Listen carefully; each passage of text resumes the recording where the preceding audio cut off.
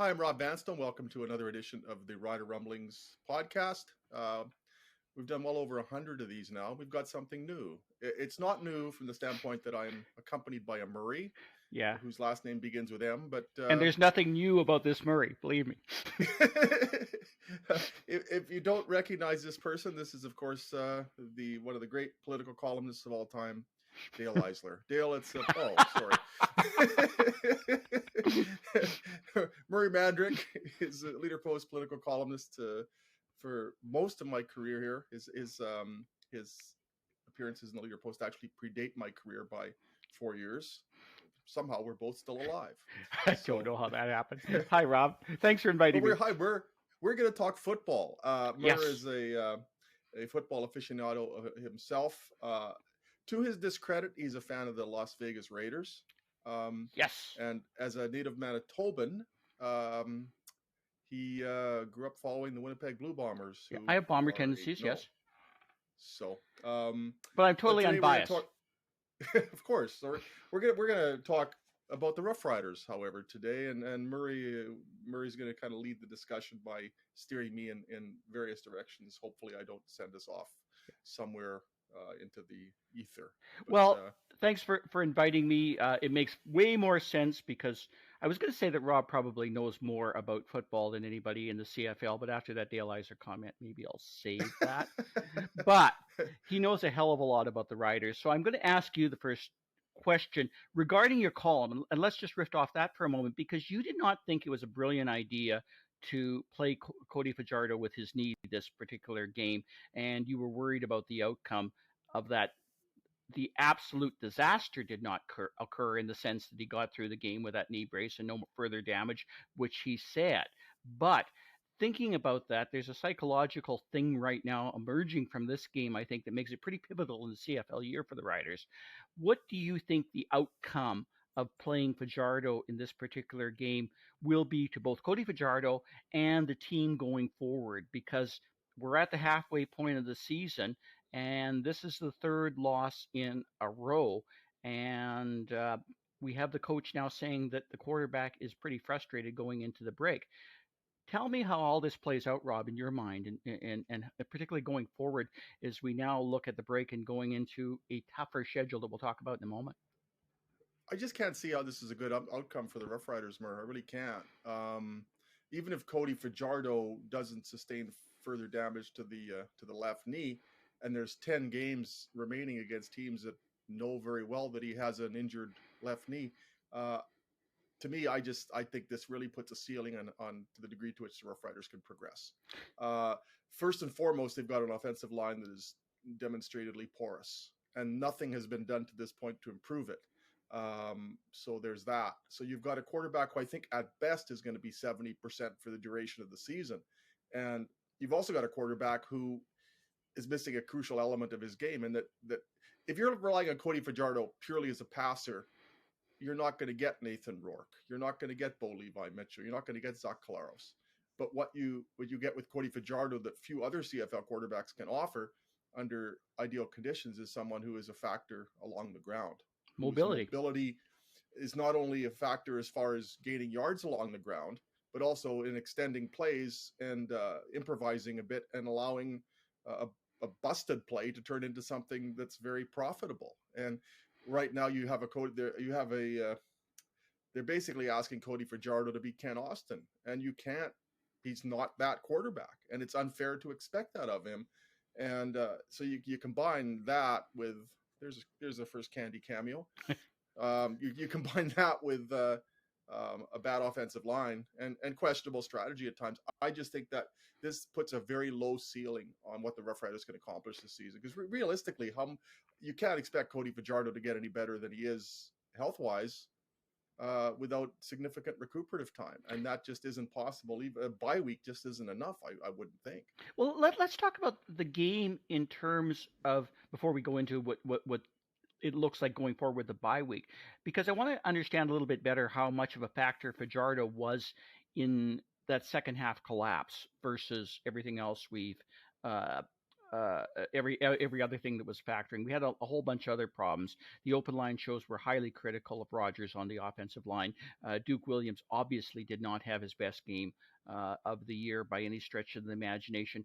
Everybody in Saskatchewan always blames the quarterback unless the quarterback has a perfect game or it's a spectacular win. Right now, I don't suppose Cody Fajardo is as popular as he has been, but I don't sense that what happened in that game can be totally blamed on Fajardo in any sense of the imagination. I think there were way too many other factors uh, for that second uh, half collapse. So break it down for me, Rob. What did you see going wrong in that second half or late in the first quarter, I guess, when Rourke engineered that last drive that kind of turned the game around into that situation where they scored 28 straight points? Well, this started with Mario Alford running the missed field goal out of the end zone, being tackled on the 2, and then Jamal Morrow running laterally in a situation where he should absolutely not be running laterally and getting tackled in the end zone for a safety. And everything unraveled from there. After that, the Rough Riders had only 5 first downs the rest of the game. They had far fewer than 100 yards in net offense. It was just a mess. And BC basically had twice as many plays from scrimmage beyond after that safety touch as did Saskatchewan. There were plays that were there that just through bad luck didn't materialize. There was one play in the third quarter where Duke Williams ran a quick slant, and there was really nobody between him and the goal line. Cody Fajardo threw the pass when it should have been thrown and presumably in the direction it should have been thrown, and the pass gets knocked down at the line of scrimmage. So what are you going to do sometimes? And there was a play earlier in the game where Duke Williams was open on the Toronto 25 for what should have been a 38-yard touchdown, and Cody just missed him. So you can pin that one on Cody Fajardo. You can pin a couple of other errant throws on him. You could also say that Duke Williams has to play at a far higher level and make some of those tough catches. He's the second highest paid receiver in the league, and you expect, I think, a commensurate level of production. I don't think they're getting that out of Duke Williams. And this is a Riders receiving corps that's already missing Shaq Evans and is missing Kyran Moore. So with the playmakers that they do have to come through. And I don't think the people around Cody Fajardo are doing him any favors. But fundamentally, it comes down to the fact I think it's he should be applauded for even being out there. I'm not sure that the organization should be applauded for putting him out there. But given that he is out there and doing what he can with the physical limitations that he faces, and how do you step into a throw properly with a compromised left knee? How do you operate with confidence in the pocket when you've got the worst offensive line in the Canadian Football League, probably for the second consecutive year? How do you play your game when you just are limited physically from demonstrating the entire repertoire of your skills? So there's a few throws that the Cody Fajardo should have made, but there's just a lot of plays that he can't make because his mobility is so impeded. And like I said earlier, the Riders are going to try and ride with this, obviously. I just don't know how far it can take them. Well, should they be trying to ride with it? Because they don't have a healthy quarterback. Well, that's an interesting point, because I think you make a compelling case that it's not just a Fajardo problem. There's several other things going on, and maybe you want to get into whether the other criticism was as warranted as it is. But at this particular point, halfway through the season, because of Fajardo's health and because of the relative inexperience of the backup options for the Riders right now, do the Riders need a better backup plan? Should they be looking at trading for Vernon Adams Jr. or someone else like that? I don't know who else is sort of available in the CFL, but he comes to mind. What would be the power move right now for the Riders in the event, or in that they might have to deal with the Fajardo situation more directly? Or are there other needs more desperate to the Riders right now than trading for another backup quarterback? Well, I think the number one need for this team is to upgrade the offensive line. You could put Tom Brady or Patrick Mahomes behind this offensive line. It wouldn't do any good if you can't protect the quarterback. I remember 1979 when the Riders got Tom Clements. Played at a Hall of Fame level before joining the Saskatchewan Roughriders, played at a Hall of Fame level, including with your Winnipeg Blue Bombers after joining the Saskatchewan Roughriders, after leaving the Saskatchewan Roughriders. With the Roughriders for 8 games in 1979, he threw 2 touchdown passes and 11 interceptions. Why? The offensive line in front of him was a completely rebuilt unit consisting of young offensive linemen, and he was running for his life. I don't think the situation is quite as frantic as it was in 79, but it's sure close. I haven't seen an offensive line this permeable since 1979. So I use the Tom Clements example. I don't know what you can put. It just doesn't matter who you put behind that offensive line if that offensive line is not going to be upgraded. The conundrum and the problem facing the Rough Rider brass right now is if there's an offensive lineman who can improve your situation, um, he's probably playing somewhere already. Well, He's probably at an how do you NFL rebuild camp. halfway through the season, Rob? Because that's the tough part. That's the problem. Yeah, That's the they problem. need to gel. Is it starting with Rogers? Do we need to upgrade on tackle? Do we need to?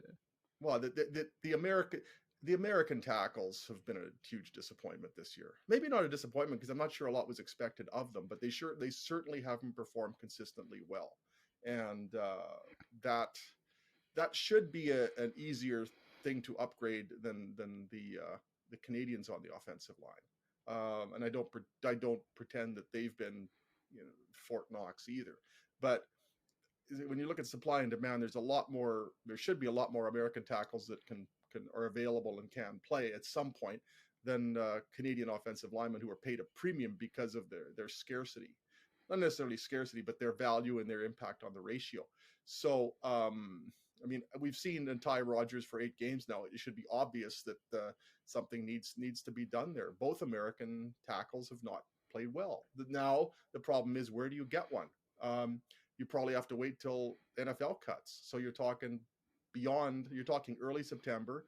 By that point, the Rough Riders will be well past the midway point of their schedule. Then they have to come here. Then you have to integrate them into the lineup. Is there enough time for that to be a factor? I think this battle was lost in the offseason. It was lost by Jeremy O'Day, himself a former offensive lineman, who knew coming into the season, everybody knew that this offensive line had to be upgraded, and it wasn't upgraded. And this is on Jeremy O'Day. And I think Craig Dickinson, Cody Fajardo, pretty much everybody is paying the price right now because Jeremy O'Day didn't upgrade the offensive line when there was every indication that had to be done. Let's look for a moment at some of the more fun aspects of this game, because I don't think the season's anywhere near lost for the Riders. They have the crossover, and we'll go into that in a moment, of whether that's going to be as easy or as an effective route as some people think. But there were great building blocks still with this team and great elements in the game. There were certain elements of the game that I found joyful to watch. And one of them, on the Riders side of the ball, is that linebacking core. It kind of reminds me of a lot of the great linebacking cores in the 70s and 80s that I used to watch because I'm really old. And but Well, Greg, what they are doing, you saw Greg Battle and Tyrone exactly. Jones and James West. Ty Jones, James West. Are you kidding me? Like, it kind of reminded me of that, actually. No one's going with the 4 set anymore, but they could in Saskatchewan. And the only reason that I think that they wouldn't is once they get Robertson back, once they get Marino back, they're going to have a tremendous defensive line too. So I think the building block there is with that defense going into that tough part of the schedule. You had to be a little bit optimistic about not only what you saw from that defense in the first half, but they played hard all game, even though things obviously fell apart probably through exhaustion because the offense wasn't doing much and they were on the field so much. But that's a really good place for the Riders to start the rebuild, or to basically build into the second half of the season, isn't it? That defense is still pretty solid. Well, if you look at last season when the Riders, I mean, they played a meaningless game in Hamilton at the end of the year. It didn't matter whether they won or lost it. They lost it, but in games that meant something last year, they were 9-4, and that was largely on the strength of the defense. Because after a 3-0 start, the team really leveled off offensively, and they're sort of where last season, for the guts of last season, they're sort of where they are now. They got a bad offensive line and an offense that just isn't really producing. So, but the defense carried them to a what proved to be a 9-5 record, but 9-4 in games that meant something, and they won a playoff game against the Calgary Stampeders and gave Winnipeg a really good run in the West Final. So yeah, the pieces there on defense. They're going to get AC Leonard back at some point. That linebacking core is as good as it's the best one I've seen here since Cleveland Van, Roger Gorey, and Bill Manchuk in the mid to late 1970s. That was a great core. I think that's Absolutely. Where the bar is set, and this is it could be historically good or even better than that one. So there is that. It reduces the pressure on the offense to put up 30, 40 points a game. But the problem is, can this offense, as currently constituted, put up enough points to get the Rough Riders by? You look at the difference in the CFL from this year to last year. Just seems to be the offenses are a lot more potent, and so good luck trying to. You're not going to hold Winnipeg to nothing. You're not going to hold BC to nothing. Calgary's got lots of pieces. So how much can you reasonably expect to the defense? You can't ask them to hold everybody to 8 or 9 points. And that's the problem. The offense has got to do enough to get by. And I'm not sure with that personnel, they can scale the bar that isn't as set especially high, because the defense does give them the luxury of not having to, put the Rough Riders in a situation where they're in a shootout.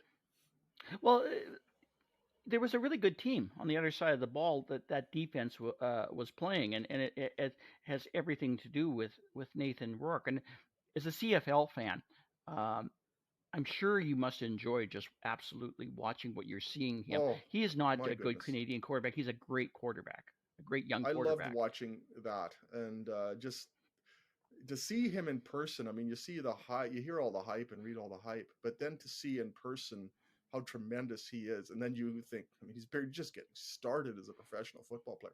The quickness of the release, the perfection of the mechanics, and the just the manner in which the ball is thrown, the velocity and the touch. I have not enjoyed watching a quarterback purely throw a football in person that much since Henry Burris. And before Henry Burris, it was Warren Moon. And that's the kind of stratosphere that I think he is in terms of just being aesthetically astonishing to watch.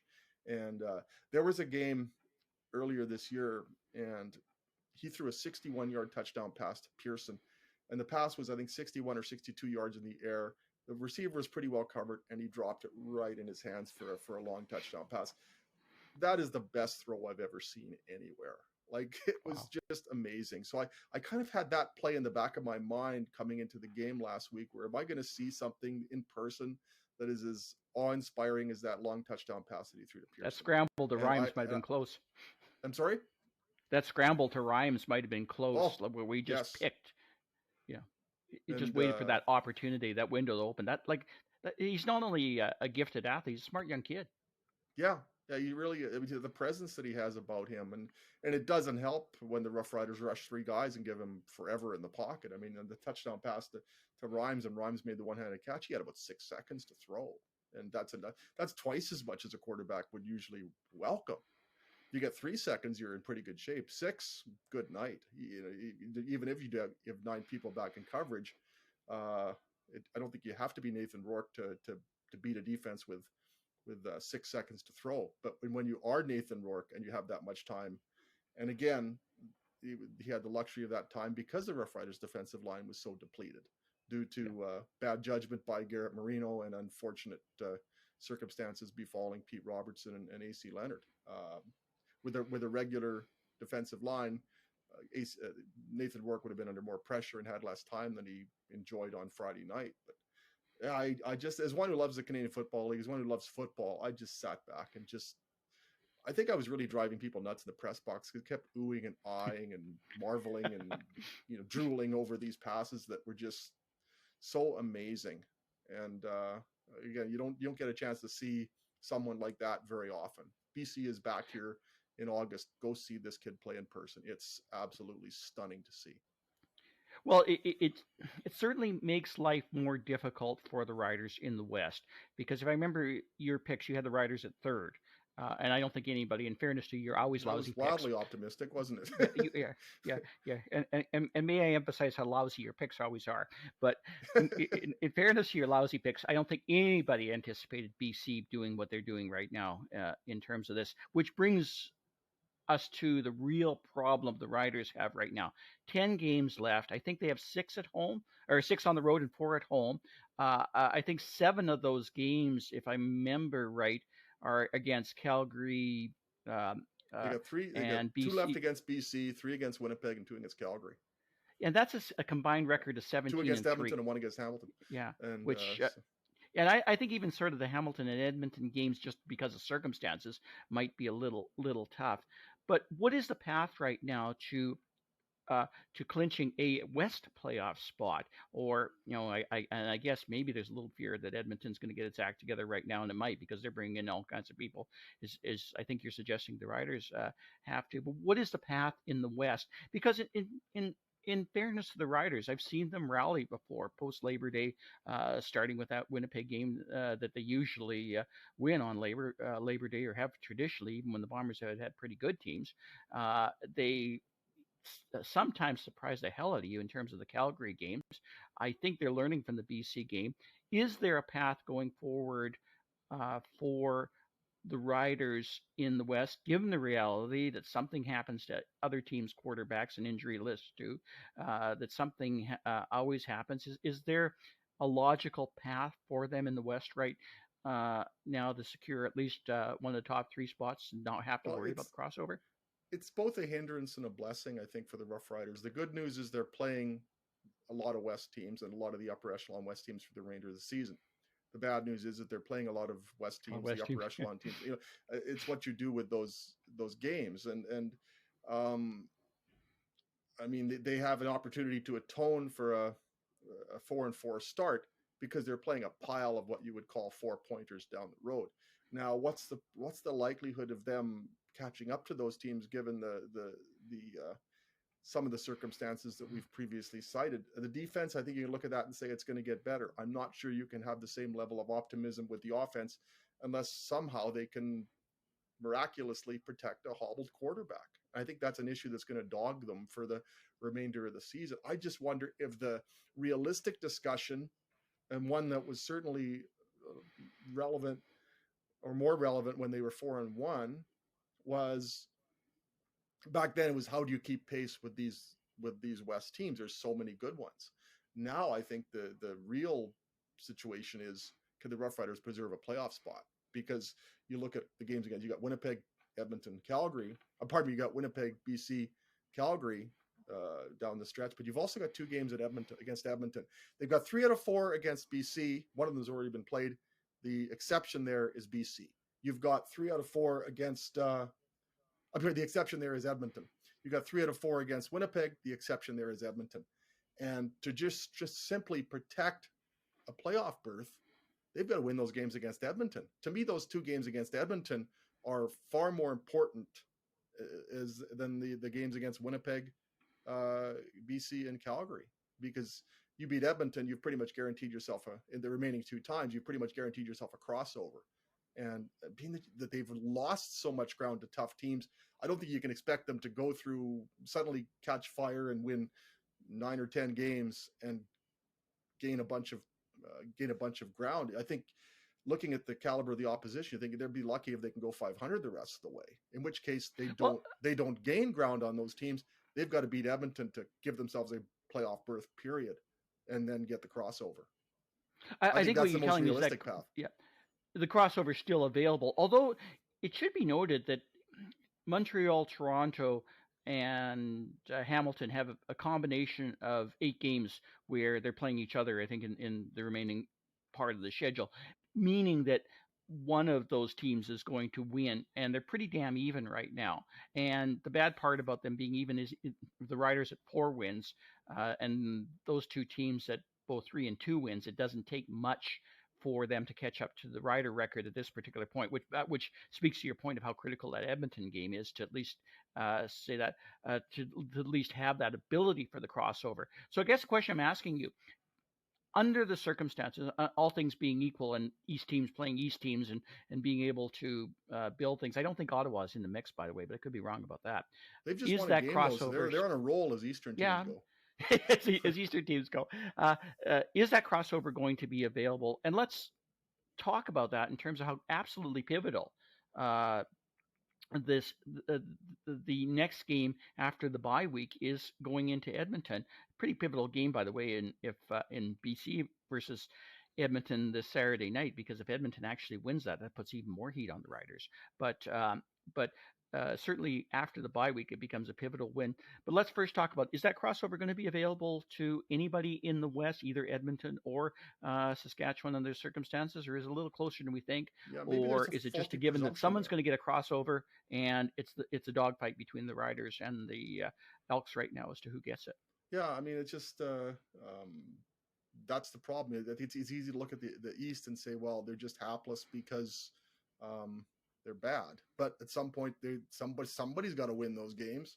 It's reminds me of like an old Ken LaCusta Willie DeWitt fight. Somebody's going to win, but who cares, right? But they're still going to win. So the East teams, I think they're going to have phantom records to a point because they're going to end up playing each other.